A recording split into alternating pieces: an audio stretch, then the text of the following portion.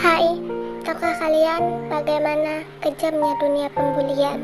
Kali ini Link akan membawa kalian ke dalam kesedihan seorang siswi yang terbuli. Cerita berpusat kepada Yiyao, seorang siswi yang berasal dari keluarga kurang mampu. Ia tinggal bersama ibunya, namun hubungannya dengan ibunya kuranglah harmonis. Meskipun Yiyao seorang siswa yang kurang mampu, tetapi Ciming, sahabatnya, salah satu siswa cerdas dan populer di sekolahnya, tetap bersahabat dengan Yiyao. Awal mula pembulian terjadi ketika salah satu siswi yang bernama Tang Xiaomi menyukai Ciming. Namun Ciming selalu menaruh perhatiannya kepada Yiyao. Ya maklum aja lah, Yiyao kan sahabatnya. Nah, di hari ini Yiyao mengungkapkan keinginannya untuk pergi ke rumah sakit karena dia merasakan ada yang salah dengan tubuhnya. Setelah melalui proses pemeriksaan, sang dokter mengatakan bahwa Yiyao terinfeksi oleh virus AIDS atau HIV. Padahal Yiyao bukanlah gadis yang nakal. Dia bahkan tidak pernah melakukan seks bebas ataupun yang lain-lainnya. Kenyataan penyakitnya itu membuat Yiyao sangat sedih. Nah, ketika dia pulang dari rumah sakit, dia bertemu dengan Gu Zhongxi yang nantinya akan menjadi teman dari Yiyao.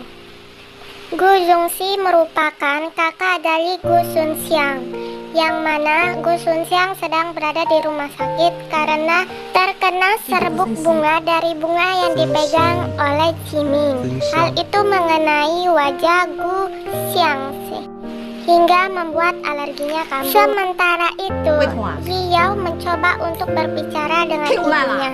Namun ibunya hanya menganggap Yiyao hanya menginginkan uang untuk membeli seragam baru. Yiyao yang tak berhasil berbicara dengan ibunya akhirnya hanya menggunakan salep dari rumah sakit ilegal karena kalau di rumah sakit resmi harus menggunakan biaya yang sangat besar. Tak ada yang mengetahui keadaan penyakit Yiyao untuk sementara waktu. Nah, beralih ke Tang Xiaomi. Di sini si Xiaomi ini berusaha untuk membujuk Ciming agar ikut karaoke bersama.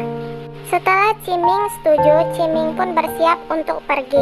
Namun sebelum pergi dia menghampiri Yiyao. Namun ketika itu Yiyao pun terjatuh pingsan. Ciming langsung membawa Yiyao ke rumah sakit hingga membuat Ciming melupakan janjinya dengan Tang Xiaomi.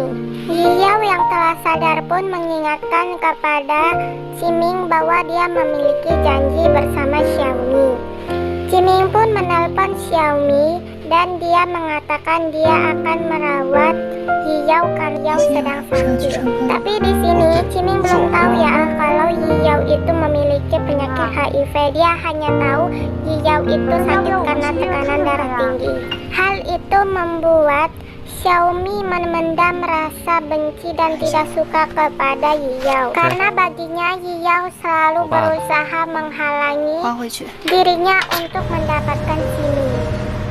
Keesokan harinya Ciming pergi ke praktek dokter ilegal untuk mendapatkan salep. Ternyata Tang Xiaomi telah membututinya sehingga Tang Xiaomi mengetahui penyakit Yiyao. Keesokan harinya di sekolah, kabar bahwa Yiyao memiliki penyakit seks menular telah menyebar di seluruh sekolah. Di sanalah pembulian Yiyao mulai sangat kasar.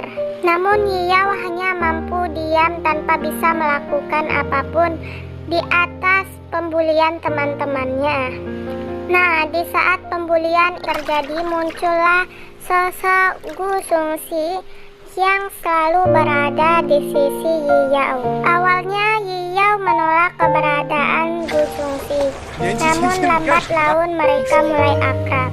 Nih, buat kalian yang nggak tahu, si Gu Zhongxi ini diam-diam suka sama si Yiyao. Sukanya tulus banget, bikin yang iri. Padahal dia tahu kalau si Yiyao itu punya penyakit seks menular. Tapi si Gu Zhongxi ini tetap biasa aja, nggak mendiskriminasi si Yiyao. Justru Si Gu Jungsi ini aku suka banget sama karakter dia. Dia ini mengajarkan kepada si Yao untuk melawan tindakan pembulian teman-temannya. Ya, seperti yang kalian lihat, si Yao ini mulai berani untuk melawan tindakan teman-temannya hingga membuat teman-temannya ini gimana ya, kebablakan gitu. Namun ternyata tindakan perlawanan Ji Yao ini diketahui oleh Ciming. Ciming yang saat itu baru pulang dari acara apa ya, Ling lupa. Hingga tidak tahu bahwa si Yao ini sebenarnya dibully oleh teman-temannya. Nah, balik lagi ke Ji Yao. Ji Yao di sini berusaha untuk meminta uang kepada ibunya. Si Yao ini bukanlah gadis yang gimana, yang taunya cuma minta duit. Dia tuh minta duit karena terpaksa buat beli obat gitu. Nih, di saat acara apa nih, pergi lagi naik bus, nggak tahu acara apa. Di sini aku seneng banget, tahu nggak, si Yao ini nyakar mukanya si Tang Xiaomi. Kalau bisa aku bantuin tuh cakar-cakar muka dia tuh. Habisnya aku kesel, tahu nggak, duit yang susah payah dia minta dari ibunya tiba-tiba diambil sama si Tang Xiaomi ini, terus dihambur-hamburkan. Emang dia kira gampang apa nyari duit? Namun kejadian itu membuat Ciming menyalahkan Yao karena Yao berlaku kasar kepada temannya. Nah, kita beralih kepada mamanya Yao. Mamanya Yao ini seorang pemijit, gimana, tukang pijit gitu. Nah, salah satu pelanggannya ternyata menggunakan handuknya si Yao. Oke, kita beralih kepada Yao yang berusaha mencari duit buat beli obat lagi. Namun dia menemukan sebuah amplop dengan banyak duit. Sepertinya di sini nggak tahu ya itu duitnya untuk apa, tapi sepertinya itu tabungan buat si Yao. Saat itu ibunya datang langsung memarahi Yao dan menyalahkan Yao karena memiliki penyakit seks menular. Di saat itu Yao mengatakan kepada ibunya dia tak pernah berbuat apa-apa. Di saat itu pun sang ibu teringat kepada pelanggannya yang mandi dan menggunakan handuk ini. Nah, di sini tuh Ling terharu banget. Tahu mbak, ini pertama kalinya mama si Yao ini peduli sama Yao. Dia kayak ngerasa bersalah gitu sama Yao. Si mama Yao ini langsung membawa si Yao ke rumah sakit. Sungguh hal itu membuat Yao merasa senang. Oke, berpindah lagi waktunya. Di sini Yao baru pulang sekolah. Di perjalanan dia melihat Tang Xiaomi sedang dibully oleh siapa nggak tahu itu yang ngebully si Tang Xiaomi. Si Tang Xiaomi ini nggak ada otak kali ya. Udah memohon biar gak ngatakan pada siapapun, pakai ngancam pula sampai ngebunuh. Kan otaknya ditaruh mana sih? Dibeli kaki atau berserakan di tempat-tempat Oke, kita beralih lagi kemana si Yao ini sedang kencan atau jalan-jalan sih. Sama cowok namanya kencan nih. Sedang kencan bersama si Gu Jungsi. Nah, di sini Ciming dan Gu Sunxiang juga memiliki janji. Di saat itu Yao mengirimkan mengirimkan pesan kepada Gu Sunxiang untuk datang ke belakang sekolah karena Ciming yang memintanya. Namun setelah dia berada di belakang sekolah, suasana sangat sepi. Dia pun menelpon Gu Jungsi, namun saat itu baterai HP Gu Jungsi habis. Dan ternyata di belakang sekolah udah ada preman-preman yang ngejar dia. Hingga Sunxiang pun berlari ke atas atap. Di saat rasa jalan buntu, si Sunxiang mulai mundur takutan. Namun ternyata pagar pembatas atap itu rapuh hingga Sunxiang pun jatuh ke bawah dan mati. Dari kejadian itu semua orang menyalahkan Yao karena Yao yang mengirim pesan itu. Tetapi Yao tak tahu apa-apa tentang pembunuhan si Gu Sunxiang. Dia mencoba untuk menjelaskannya kepada semuanya bahwa bukan dia yang melakukan itu. Namun Ciming yang merupakan sahabatnya Yao tanya kepada Yao dan tetap menyalahkan Yao. Di sini pembulian tadi. Satu sekolahnya menyalahkan kematian Gu Sunxiang kepada Yao. Gak ada yang percaya sama si Yao. Di sini aku sungguh kecewa banget sama si Ciming. Dia padahal sahabatnya, seharusnya dia sedikit aja percaya sama Yao, tapi kenyataannya dia sama aja sama yang lain, tahu nggak? Nyalahin si Yao, padahal Yao kan nggak tahu apa-apa. Kemudian itu pun membuat mental Yao tergerus hingga Yao dengan nekatnya merencanakan bunuh diri. Namun lihatlah teman-temannya yang ngeselin banget.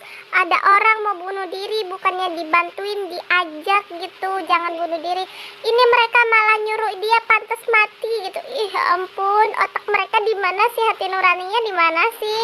Dan di sini aku salut banget tau nggak sama si Gu Sungsi. Meskipun yang mati itu adiknya, meskipun orang-orang lain percaya bahwa si Yao yang bunuh adiknya, tapi dia tetap percaya sama si Yao.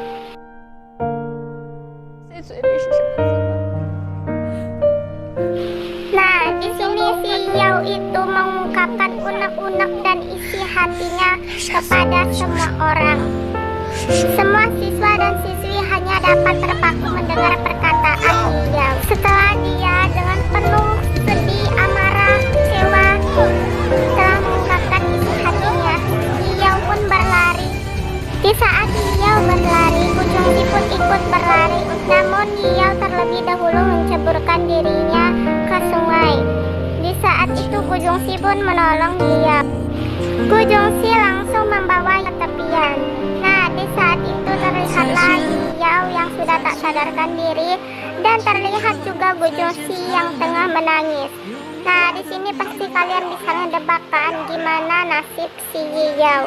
Oh ya, pelaku pembunuhan Gu Sunxiang pun akhirnya tertangkap. Ternyata pelakunya itu si Tang Xiaomi, si dodol itu. Oke, sabar Ling, sabar. Oke, lanjut ini ke endingnya. Di sini endingnya terlihat Yao dan Gu Sungsi. Nah, kalian bisa tebak nggak itu Yao masih hidup atau itu arwahnya? Buat kalian yang merasa itu arwah atau Yao yang masih hidup, komen di bawah ya. Oke deh, mungkin sampai di sini aja. Bye bye.